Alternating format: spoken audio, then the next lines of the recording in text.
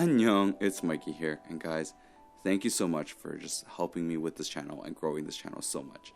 Without you guys, I couldn't have come this far. Now, I really do have a live stream plan that I'm going to be doing and doing all these things. It's just at the moment, it's a bit been tough because I'm waiting for a camera to arrive. It's just been delayed quite a bit, and as well as upgrade my mic system. So I'm just trying to make some upgrades before I do it, but I will put up a post soon to do like a poll to see which days work best. Now, I want to thank Gamakay for sending me out their new TK101. So this is their new 98% like full-size keyboard, and yeah, they sent this out to me to review it, and I'm gonna see what it's like. How is it? It's supposed to be incredibly budget for a full-size board, and yeah, we'll take a look. They have also sent me their new Pegasus switch, so it's a nice silent switch, and yeah, so I'll see how are these switches as well. Are they good silence, and compared to, of course, my favorite silence. So let's get straight into the video, and please make sure to like and subscribe because it really helps the channel. So starting off with the unboxing of the Gamakay TK101. Now, we're going to see what is inside this box and what is up with this board. So you get a basic, very basic cable, and you're supposed to also get a keycap puller and switch puller. Now, they didn't actually put it in a box, so it's not really going to be in an accessories box. It's just on the side there inside. Now, we're going to check out the keyboard. So this is a very quick unboxing. Surprisingly, I thought there'd be more inside the box, but it's a very, very simple box. And obviously, this is an incredibly budget board. Now, I don't know why, but the tab to remove the back little bit of plastic just for the little glass area or the mirror area didn't actually come off properly. So it does have this nice look to it. It does have a plastic build, so it is a full plastic build. It is tactile switches in this actually, so I was kind of surprised that that's going to be the linear switches, but you get a USB dongle. It does have Bluetooth as well, and of course we're going to weigh this board before we do a sound test. So this thing weighs about 1 kilo, and let's do a sound test.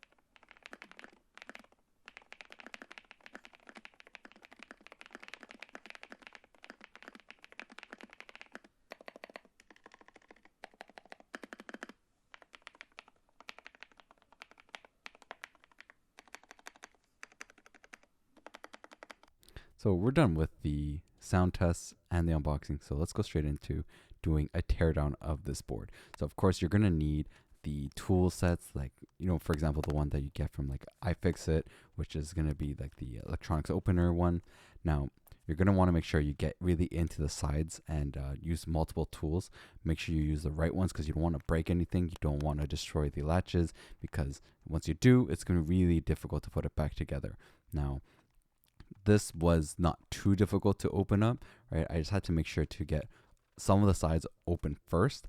And honestly, the flat tool, this one that I showed on camera, is probably the best one to use just because it does really get in there. And the top part is actually the hardest one. So the sides and the bottom comes out super easily. But where that little mirror area is, and like see how it's a completely different angle because it has to go slope up and then go around. So that specific area is the hardest to remove. But if you use the tools correctly, you will be able to get it out. Now, I did speed this up really quickly just because I didn't want to have it like super slow-mo or like feel too long. But we got it open, and now we're going to just try to move some of the ribbon cables just so we can see inside and take a full look at this board. So you are going to have a little bit of a difficult time on the PCB portion, so that's where I found it was a bit difficult. The way that the ribbon cable is, it's almost impossible to get out. I didn't want to fully destroy it, but I really just tried my best to get it out there, and unfortunately I didn't have any luck. So instead, we're gonna actually get a screwdriver, of course my trusty screwdriver, and open up that bottom because there is a plastic sheet there, and I'm curious what's actually underneath. So we're gonna need the screwdriver to open up this whole bottom portion and see what's actually inside and what this whole keyboard is built out of.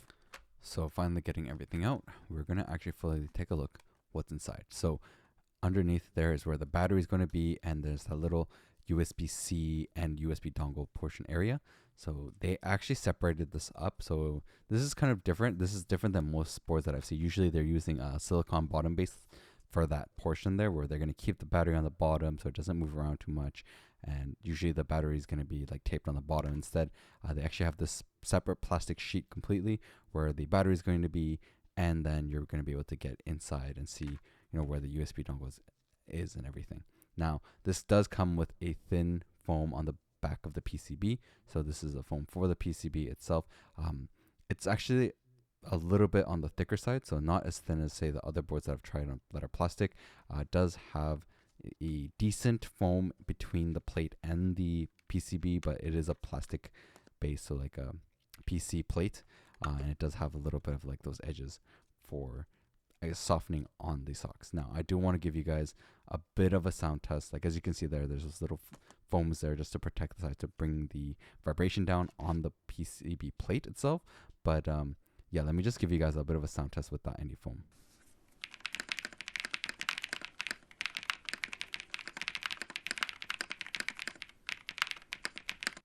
So we're going to do now the modifications of this board. Now, as you can see, I'm getting my car sound dampener, and I'm going to actually put and fill in this whole bottom space because I noticed that it was completely empty. So like that plastic sheet made a cover for that spot, but it is completely empty. So we're just going to fill that space up with that.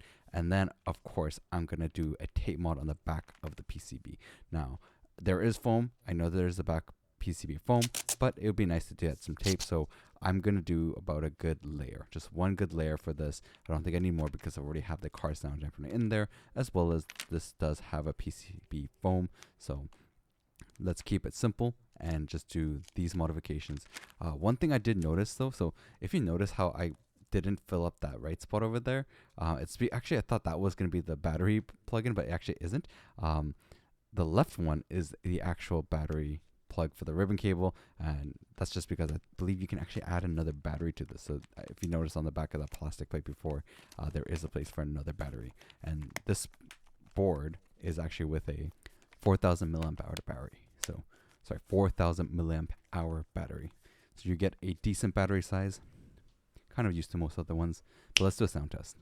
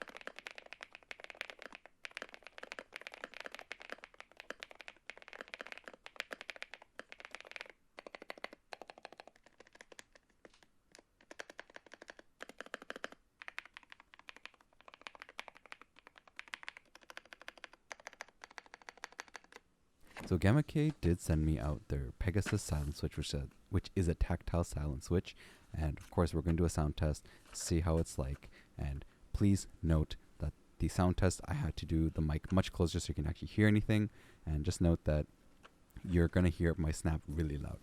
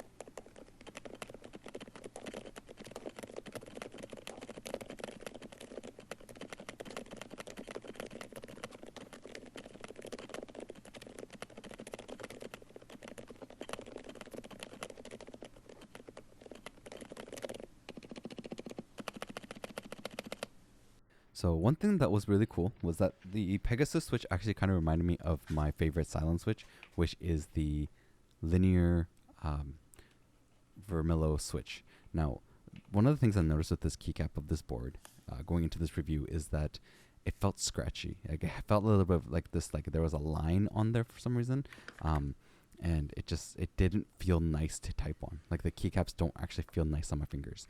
Now, I do appreciate the fact that this board is wireless tri-mode, so you get the USB dongle, you also get Bluetooth, and you have a very easy switch to be able to turn it on and switch the modes. That's incredibly nice. Like that is something that is much appreciated, because not every company has an area where the USB dongle goes in and there's a switch that can change and turn it on.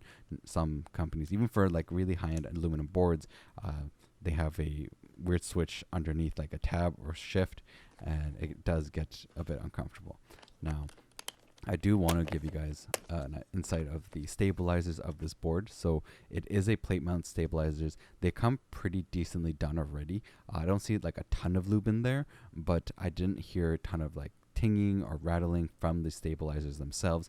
They did feel a bit mushy though, so that's something to note. The stabilizers do feel and sound a bit mushy on certain ones, but honestly, it's still pretty good. Like the fact there's no tinging. Now this is the Pluto switch that comes with this board. You have two choices. This is the tactile version. Now, I would not suggest you get this tactile version switch. It feels incredibly scratchy, and I really didn't enjoy using it much. It also does have a pretty decent amount of stem wobble. Like as you can see there, you can see that it is wobbling around the keycap. I'm not a big fan of these switches, and I'm going to be honest, not a big fan of these keycaps either. The look of the keycaps looks nice. The build quality of the keycaps look also decent too. It's just the fact that, yeah, it just doesn't feel great on my hands.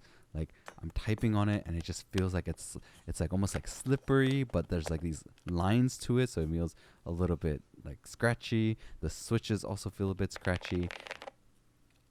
Some people might enjoy this because like it could possibly give grip for some. It just didn't work with me, maybe because I have much drier hands than others. That's a big possibility as well. But let me also give you kind of like a backlight test too, to show you guys kind of what the backlighting looks like on this keyboard. But yeah, I just don't do the tactile switch. That's something big for me. Don't do the tactile switch. Now, the lighting is quite bright. Like you can see it from my camera, which some of the other boards I had a hard time catching. You can definitely see it really easily. Like the lighting on this keyboard done well, and the switches actually allow the lighting to come through. So quite impressive to see that. Now, I do want to go further into this board in terms of the information as well as the software. Now, we're going to see how much it is in USD. So it's right now $70 the time of this recording. It comes in 3 different colors, right? The white, gray, black, red, and like the cyan gray. Now, it does have the Windows and Mac mode. It is a 98% keyboard, right? So you do get a numpad. It's not a full 100%. The sound of the board does sound really great. I think they did put a good amount of effort to make the board sound really like thocky and deeper sounding. The tactile switch does have a thockiness to it. Just, again, not something I personally would suggest you get. I would say you should go with the Saturn one, which is the linear version, instead of the tactile. The Saturn I haven't tried though, so I can't say for sure, but I'm assuming it's going to be better than this one. Now, to find the actual software and how to use it, it's a bit complicated because it doesn't say on their software section where it is or which one it would be. It doesn't have like this is for the TK101. So you're going to be end up scrolling around looking, but you actually are going to have to click on the Windows software for TK75HE V2, the TK75 Pro, and such. That is the one you're going to have to download. You have to make sure you download those, either the Mac version if you have a Mac computer, of course, but remember to click on the correct one. And then let me show you guys what the actual software looks like. And it's going to look quite familiar to you guys, like very, very familiar to all. So I wonder if any of you guys could have guessed here. This looks just like the ones from like LumenKey and some other companies as well. It seems like this is a skin that is being used by many companies now. I also saw like Epomaker using this one too for their HE board. It seems like some company made a software and decided to share it to many companies or sell it, I guess. And they took it and then just skinned it with their own design and theme, like their logos and such, and try to match their board, which I'm kind of surprised about. Like, it does have, your basic stuff like the FN settings, you can change that up. You really can't change it much though. Like, you can't change the TNY on this board. It does have multiple layers, but you don't have like a toggle FN or anything like that. And it's, I don't like the software, to be honest. I would prefer if companies would actually just have gone with VIA. I really like VIA, honestly, more than this software. This software doesn't give you as much customizability as, say, VIA would be able to do. And it seems like a lot of companies are trying to, say, so-called build their own software for the purposes of allowing people to, feel like this company has a bit more premium feel to it because they have their own software, meaning it looks like there's a lot more support. I'm gonna be honest with you, I would prefer a company just sticking with VIA. It's really not great, and I think companies really need to understand this, is just because you go with a personal software for your own brand does not mean that your company is going to be making a much more better software than other companies out there.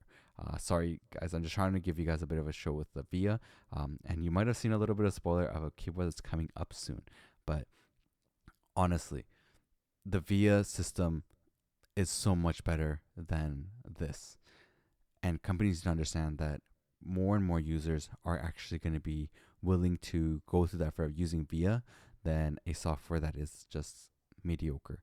And unfortunately, I do understand, right? Companies do want to make that better feel, but if the software isn't going to be, say, like what Wuting did or what like Logitech does and what Razer does, if it's not to that point of a software, it is going to be much better to stick with VIA because VIA has been really good. Now, I do want to show you guys, like with Keyboard Inspector, in terms of, what is the actual polling rate of this board. So the board is 1000 hertz, which now looks like it's actually more of the standard now for most keyboards on the market now, which is going to be good for gaming. Like 1000 is more than enough. So having tested this board, right, like one of my thoughts on it, if I was to compare it with, say, the ACO 5098B and the Mechlands Vibe 99 that I tried, this is going to be number 3. And that's just my honest opinion. The Pegasus switch, I'm going to be honest, was really great. Like, it felt like the Vermillo silent switches that I've tried, and it feels great and it sounds great. Super, super quiet. The thing is, this board, the only reason it's number 3 is not because of the sound. The stocky sound is great. It's the keycaps and the tactile switch. Those two things made me really, really not happy and enjoying the use of this board. Everything else of the board was fine, right? Like, the board itself, in terms of using it, like, and I tried gaming with it and such, it was great. But the biggest thing is if I can't get myself to type on it for a long time, then it's not the right keyboard for me, and it's not going to be something I enjoy. Some people might enjoy that type of feel on a keycap where it is a little bit like with lines and feels like there's like some kind of line that's just going through them. And yeah, I don't know if I can really suggest this because of that feel. Some people might enjoy it, so please take in consideration to that before you actually purchase this board. But it is a quite budget board. What did you guys think of the Gamakay TK101? Now, this is my first time ever trying a Gamakay keyboard and Gamakay switches. This was with the Pluto switches, and I'm going to be honest, I felt that they were too scratchy. Because of that, I was having issues with like typing on it for a long period of time just because it felt too scratchy, and I'm not a big fan of that like scratchiness. So keep in mind that I would probably go with the other Saturn switches if you were going to get this board. And in general though, I gotta admit though, like, this board does sound great. It does have a nice thock to it, and comparing it, say, to the other boards that I've tried, which is the Vibe 99 and the ACO, the 5098B, the both 98% keyboards, this one is gonna be cheaper. This comes out to about 70 USD right now at the time of this recording, so it is a much cheaper board, right? Both of them are over 100, so if you are looking for something sub 100, you can definitely check this one out. I would say compared to the other ones, I did like the other builds more compared to this one. The plastic build is definitely feels a little bit more. The material doesn't feel as great compared to, say, the Vibe 99 and the ACO. The ACO, of course, I'd say number 1 out of all of them. This one, I would say more comparative to the Vibe 99, but the keycaps feel a bit slippery. It has this weird feeling to it, which like has like lines almost, it feels like. So really depends on what you guys are looking for. They do have a lot more colors available in the Gamakay, so you have to choose, right? Like the Vibe 90 only comes in 2 colors. This one has multiple colors, about 3-ish colors or 4. So I would definitely take a look. Go check out on the links below, and please go check out the other videos I got, and I'll have to catch you guys next time.